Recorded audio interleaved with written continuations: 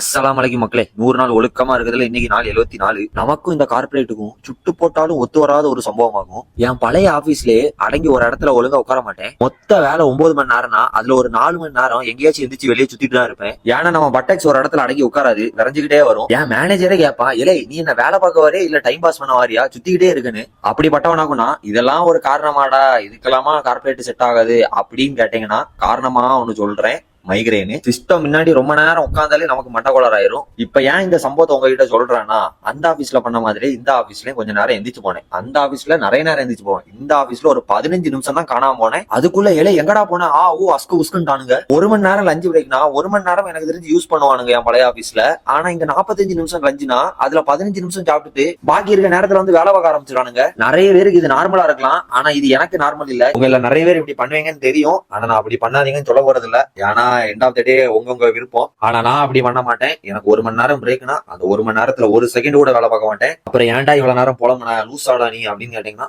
எனக்கு இதை யார்கிட்டயாவது புலம்பணும்னு தோணிச்சு, அதை உங்ககிட்ட வந்து புலம்பிட்டேன். இந்த வீடியோல வாய்ஸ் ஒரு மாதிரி இருந்தா மன்னிச்சுக்கோங்க. ஏன்னா மொட்டை மாடியில உட்காந்து பண்ணிட்டு இருக்கேன், மழை வேற பெய்யுது. வரட்டா, ஒழுக்க முக்கிய மக்களே.